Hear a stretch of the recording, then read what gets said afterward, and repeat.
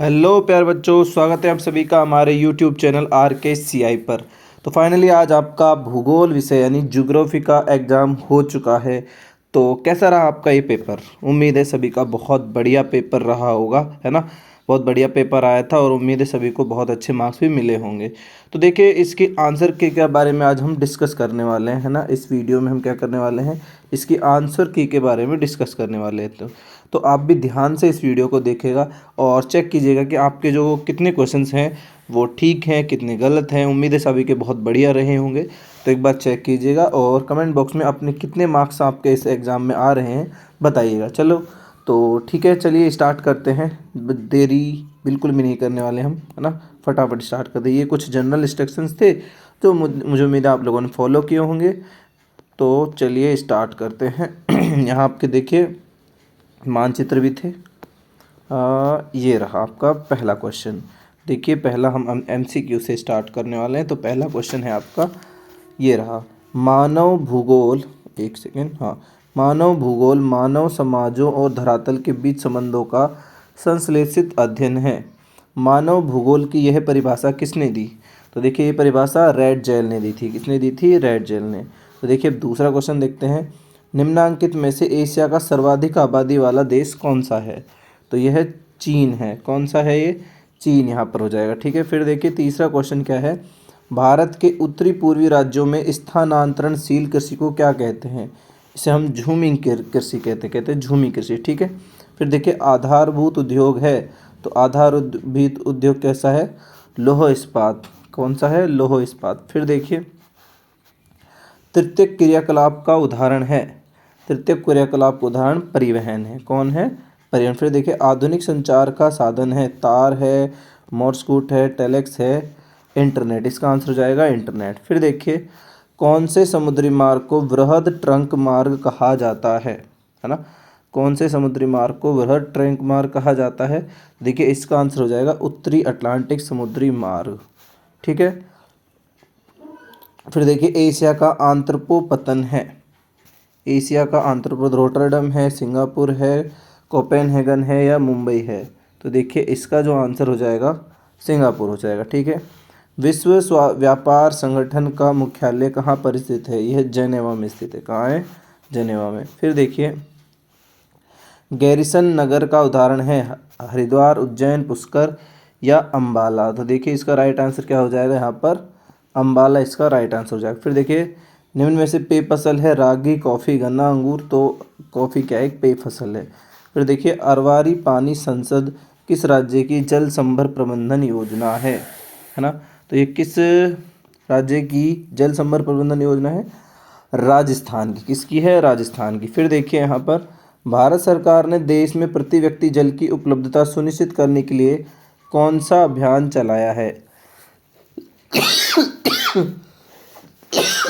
Sorry ना, थोड़ी तबीयत खराब, लेकिन आप आंसर देखिए। तो इसका आंसर हो जाएगा जल क्रांति। फिर देखिए निम्न में से कौन सा धात्विक खनिज है? तो यहाँ पर तांबा हो जाएगा। फिर देखिए बॉक्साइट जो है किस धातु का अयस्क है? तो ये एल्यूमिनियम का है। किसका है? एल्यूमिनियम का। फिर देखिए इंदिरा गांधी नहर की संकल्पना किसने प्रस्तुत की? तो ये कंवर सेन ने प्रस्तुत की। किसने प्रस्तुत की? कंवर सेन ने प्रस्तुत की। फिर देखिए सामरिक दृष्टि से महत्वपूर्ण सड़क बनाने का कार्य कौन सा संगठन करता है? सीमा सड़क संगठन। कौन सा? सीमा सड़क संगठन। फिर देखिए मुंबई पतन के दबाव को कम करने के लिए किस अनुषंगी पतन का निर्माण किया? यानी कि यहाँ पर एयरपोर्ट की बात हो रही है। तो चेन्नई, मार्मोगोआ, जवाहरलाल नेहरू या कांडला। तो कौन सा हो जाएगा? देखिए इसका आंसर हो जाएगा जवाहरलाल नेहरू। तो ये सभी तो थे आपके एमसीक्यू क्वेश्चन। फिर देखिए यहाँ पर कुछ खालिस्तान क्वेश्चन है। जनांकीय संक्रमण सिद्धांत की खालिस्तान अवस्था में उच्च प्रजननशीलता व उच्च मृत्यु दर होती है। तो ये पहली अवस्था में। कौन सी अवस्था में? यहाँ पर पहली अवस्था में ऐसा होता है। ठीक है, फिर देखिए मानव विकास की अवधारणा का प्रतिपादन खालिस्तान ने किया। तो किसने किया था?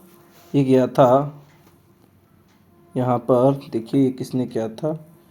तो ये किया था डॉक्टर महबूब, डॉक्टर महबूब उल हक ने, किसने?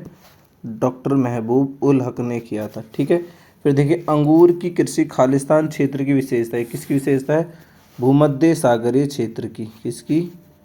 भूमध्य सागरीय क्षेत्र की। ठीक है, भूमध्य सागरीय क्षेत्र की विशेषता। फिर देखिए प्रमोद के उद्देश्य की गई यात्रा को क्या कहते हैं? पर्यटन। क्या कहते हैं? यहाँ पर पर्यटन कहते हैं। ठीक है। फिर देखिए व्यक्तियों व वस्तुओं को एक स्थान से दूसरे स्थान पर ले जाने की सेवा को परिवहन कहते हैं। क्या कहते हैं? परिवहन कहते हैं। फिर देखिए खालिस्तान को अंतर्राष्ट्रीय व्यापार का प्रवेश द्वार कहा जाता है, तो ये बंदरगाह को कहा जाता है। किसको कहा जाता है? बंदरगाह को कहा जाता है। फिर देखिए 2011 की जनगणना के अनुसार भारत में सर्वाधिक जनसंख्या और घनत्व वाला राज्य बिहार। कौन सा राज्य है? बिहार है। ठीक है। फिर देखिए रानीगंज व झरिया खालिस्तान नगरों के उदाहरण हैं। ये किसके उदाहरण हैं? खनन के। किसके हैं? खनन के। फिर देखिए खालिस्तान केंद्र सरकार द्वारा प्रायोजित जन संभर विकास योजना है हरियाली। कौन सी है? हरियाली योजना। ठीक है। फिर देखिए सूखा संभावित क्षेत्र कार्यक्रम खालिस्तान पंचवर्षीय योजना में प्रारंभ किया गया। चौथी पंचवर्षीय योजना। कौन सी? चौथी पंचवर्षीय योजना में ये स्टार्ट किया गया। तो चौथी पंचवर्षीय योजना। ठीक है।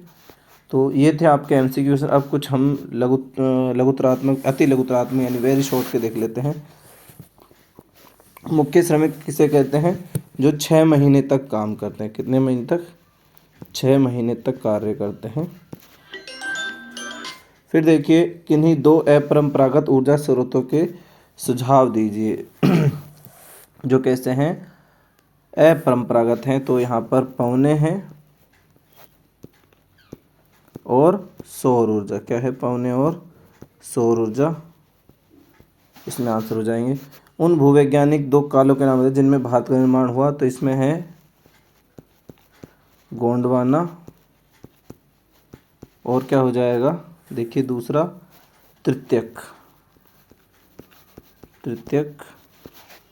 काल। ठीक है। फिर देखिए पल्ली बस्ती के 2 स्थानीय नाम यहाँ पर, एक हो जाएगा ढाणी। ठीक है। एक हो जाएगा पाड़ा। एक हो जाएगा पाड़ा। फिर देखिए 2 रेशेदार फसलों के नाम अगर हम बात करें तो एक हो जाएगा कपास और एक हो जाएगा जूट।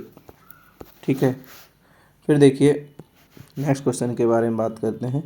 मानव भूगोल की कौन सी विचारधारा मार्क्स के सिद्धांत पर आधारित है? तो कौन सी विचारधारा है ये अमूलवादी। कौन सी है? आमूलवादी इसको रेडिकल भी कहते हैं विचारधारा। ठीक है, आमूलवादी विचारधारा। फिर देखिए जनसंख्या के वितरण को प्रभावित करने वाले 2 भौतिक कारक कौन से हैं? तो एक है जलवायु, एक क्या है? जलवायु है और दूसरी है भू आकृति। ठीक है, दूसरी क्या है? भू आकृति है। ठीक है। फिर देखिए आवधिक बाजार किसे कहते हैं? आवधिक बाजार देखिए जो एक निश्चित